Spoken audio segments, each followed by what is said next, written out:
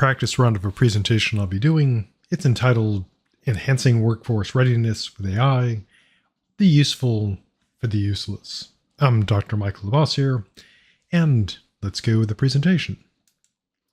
So, students and employers often complain that college doesn't prepare them, the students, for the real world of filling jobs, and this complaint does have some merit. But an obvious question is, what is the real world? Not in terms of the philosophical question of what is really real for real, the problem of the external world, but the question of what is the real world of jobs like for most workers in the maybe real world. Now, interestingly enough, there's a book somewhat well regarded by Professor David Graeber, whose name I'm probably butchering. I myself, Lavoisier, have a butcherable name. So Professor Graeber got considerable media attention when he published his work, Bullshit Jobs, a Theory. This got quite a bit of attention. In this work, he claims that millions of people are working jobs that they know are meaningless and unnecessary.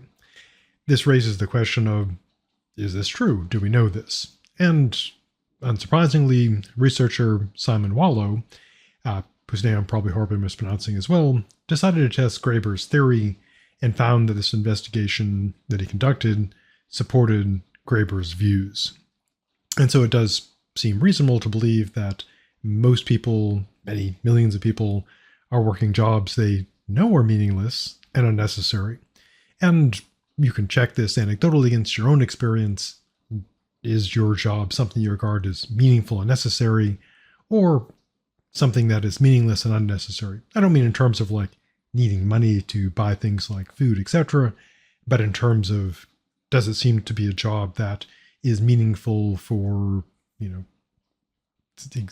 other people, again, not just in terms of making money, and necessary for, things. A good example of a necessary job would be, someone who collects garbage, sometimes known as sanitation engineers, because if garbage just piled up, that would be a mess. I mean, true, we could, be our own sanitation engineers and take it to a dump, but the people who take care of the trash, clearly important. Also things like medical stuff, repairing automobiles, etc. Those seem to be meaningful and necessary.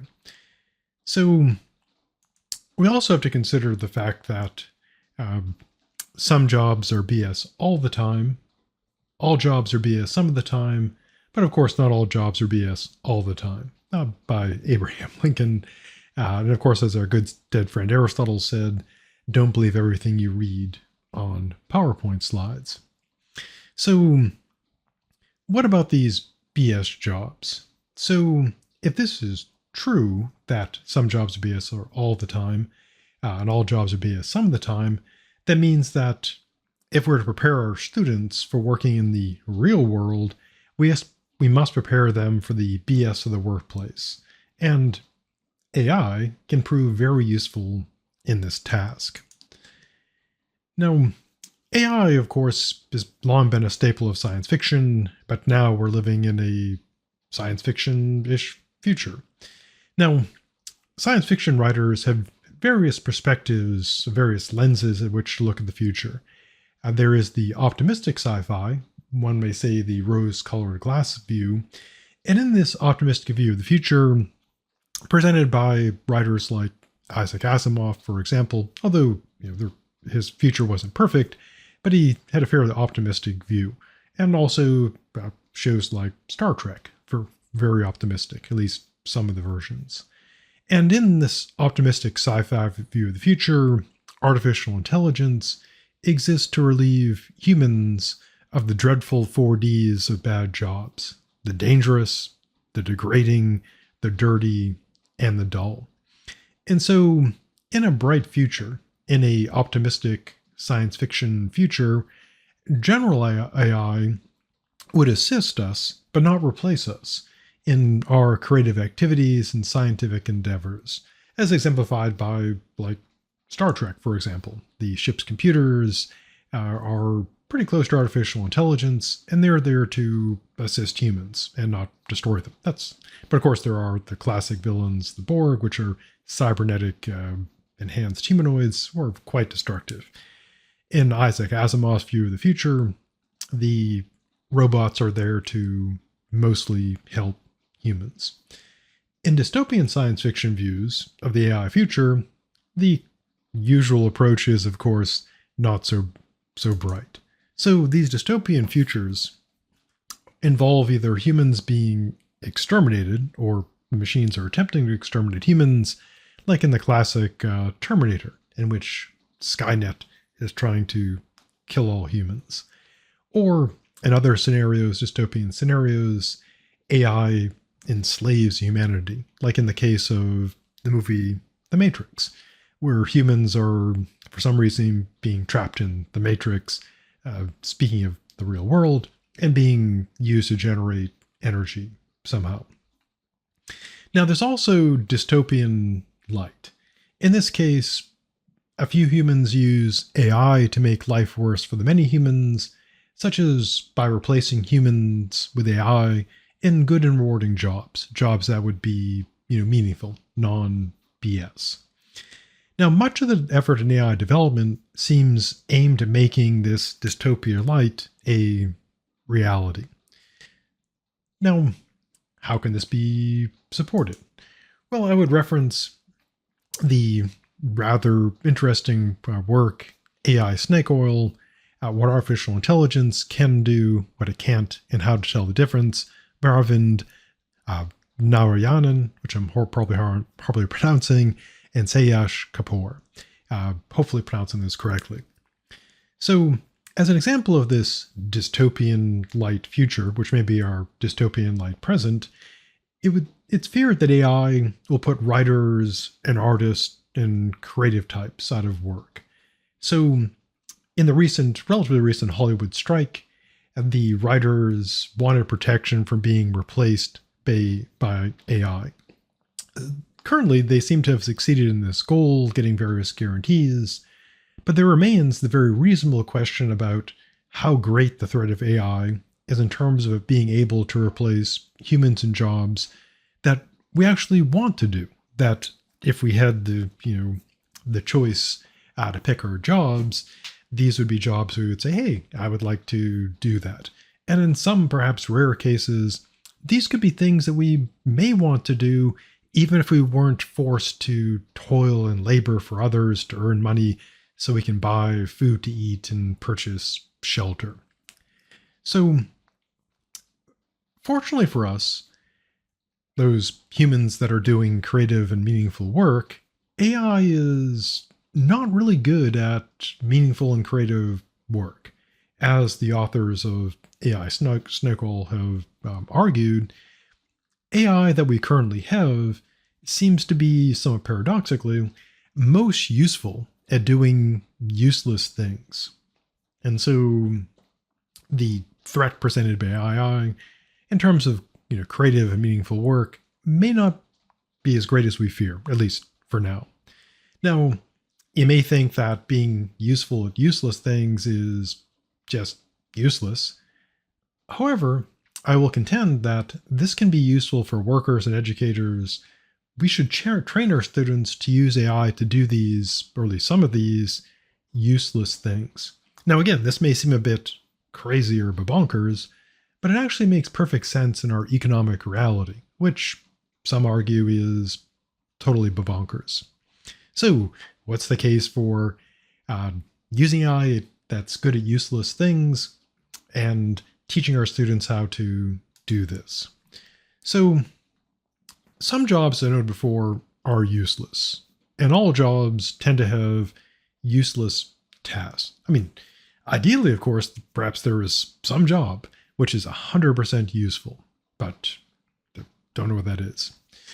Although his view can be challenged, Graeber came up with 3 categories of useless jobs. His flunkies category, and these are kind of insulting, consist of people paid to make the rich and important look more rich and more important. they would not serve a vital function beyond that. Of course, from the standpoint of the rich and important, this would be an important function. This can be expanded to include all decorative, what I would like to call decorative minions. And even if someone is not rich and important, they could presumably have enough resources or enough social, capital to have their own decorative minions to make them look, more important. Goons, which is kind of insulting, are people filling positions that exist only because a competitor company or university created similar jobs. So they're not there to fulfill a meaningful purpose. It's just, oh, this company or this university is doing this thing when hiring these people. We've got to have that too. Finally, there are the box tickers, which can be refined to cover jobs workers see as useless, but also produce work whose absence would have no meaningful effect upon the world. It should, of course, be noted that what is perceived as useless is a matter of what we in the philosophy of business call values, measures of worth. And this will vary between persons and in different context. To use a very silly example, imagine that the Florida State Legislature mandated that all state universities send in reports in the form of a haiku. Each time we have to do this report, someone will need to create and email the haiku. Now, this task seems utterly useless. Something clearly not worth doing. But imagine, hypothetically, that if a school fails to comply with this haiku, they lose $1 million in funding each time they fail to comply. Now, this useless task is suddenly very useful for the school, because if they don't do it, they lose $1 million. And so the task of coming up with a haiku, to send in, to express the, vibes of the university is important for the purposes of keeping that money. And so this is an area where AI can shine, because AI can easily complete this useful task. For example, haiku 80% rise, FAMU students excel in their learning's light. Done. Thank you, AI, for saving our haiku-based funding.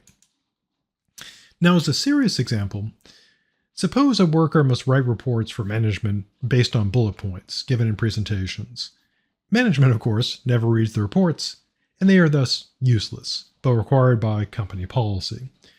Why a seemingly rational solution would be to eliminate these reports, this is not how bureaucracies usually operate in the real world. Fortunately, AI can make the worker's task easier. They can use AI to transform the bullet points into a report and use to save time for more meaningful tasks, or perhaps viewing social media.